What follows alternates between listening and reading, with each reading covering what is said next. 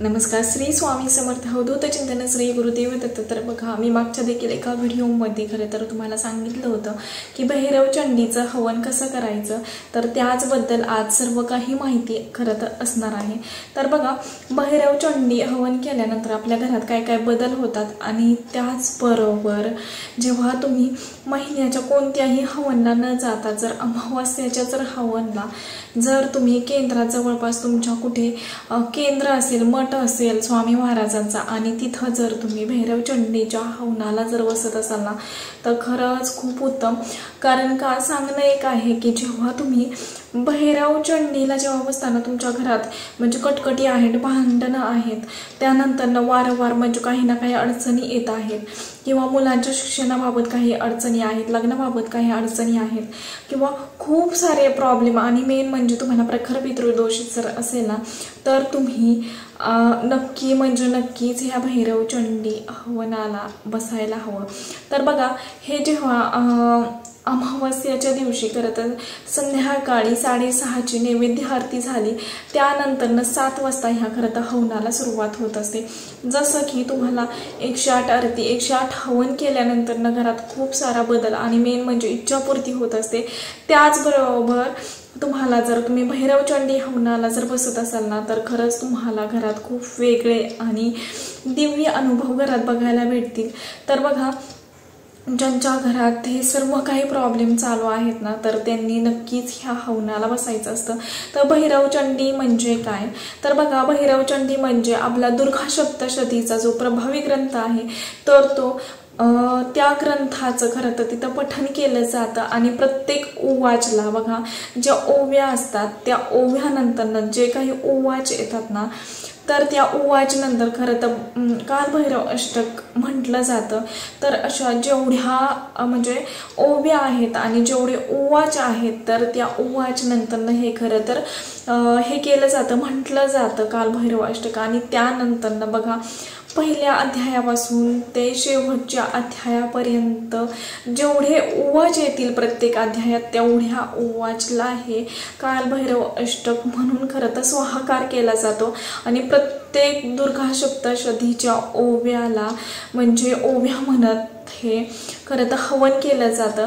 तर बघा, हे हवन म्हणजे तुम्ही घरी देखील करू शकता अमावास्येच्या दिवशी. बघा, जेव्हा तुम्ही घरी हवन करताना, तर जे काही ब्राह्मण लोक असतात ना, तर ते खरंच खूप सारे पैसे घेतात. पण जेव्हा तुम्ही केंद्रात जाऊन ह्या हवनाला बसताना विनामूल्य खरं ते हे हवन असतं.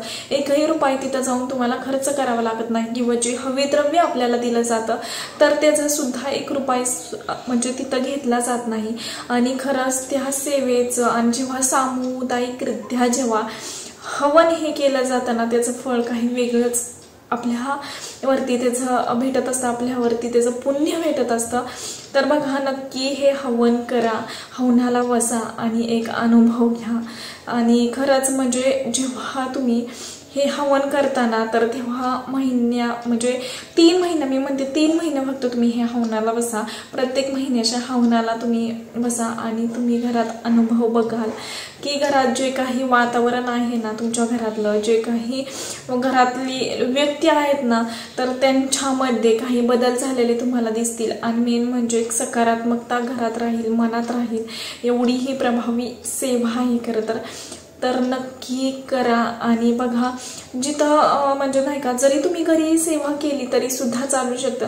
फक्त तुम्हाला काय करायला लागेल, एक हवन कुंड तुम्हाला लागणार आहे. त्यानंतर बघा, तुम्हाला जे हविद्रव्य आपल्याला लागत असतं, तर ते जेव्हा आपण सामुदायिकरित्या जे आपलं हे असतं गुरुचरित्र पारायण असतं, तर तेव्हा देखील हे हवन केलं जातं.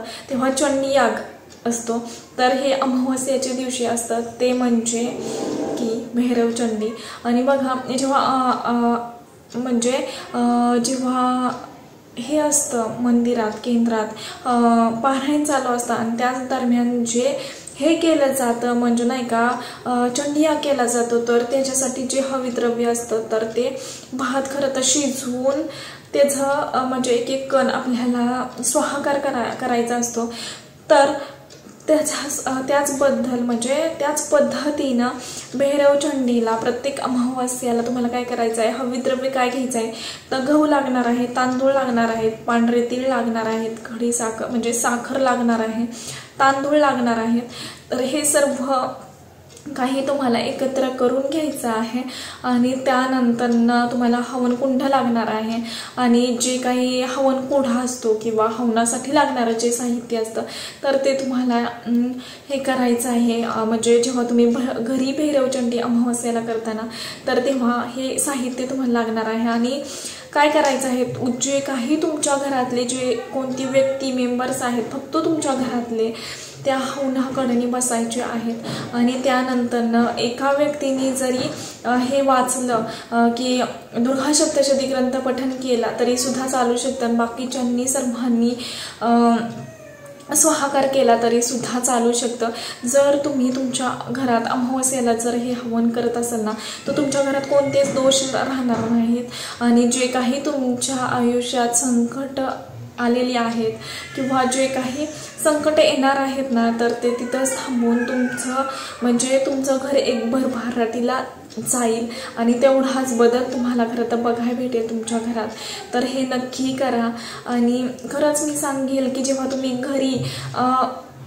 तुम्ही केंद्रात सेवा करताना खूप फास्टला ही सेवा केली जाते, खूप फास्ट तिथं वाचलं जातं. त्याच्यामुळे 2.5 ते 3 तासात खरं तर ही सेवा होते तिथं करून. म्हणजे नाही का भैरवचंडीची जर तुमच्या घरात ही सेवा करायची असेल तर संध्याकाळी तुम्ही ही सेवेला सुरुवात करू शकता. पण तुम्हाला तेवढा स्टॅमिना पाहिजे बसण्याचा 3 ते 4 तास. बघा स्पीड वाईज तुमचं खरं तर वाचन होणार आहे त्याच्यामुळे तेवढंच ह्यानी तुम्हाला खरं तर तेवढा टाईम देखील लागणार आहे भैरवचंडी करण्यासाठी.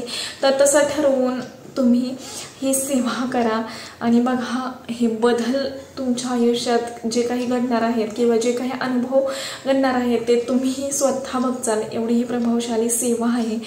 तर आतापुरतं एवढंच झालेली सेवा मी महाराजांच्या निरुसू करते. व्हिडिओ आवडला असेल तर लाईक करा, शेअर करा आणि चॅनेलवरती नवीन असाल तसंच नवनवीन व्हिडिओ पाहण्यासाठी चॅनेल सबस्क्राईब करा. धन्यवाद. श्री स्वामी समर्थ.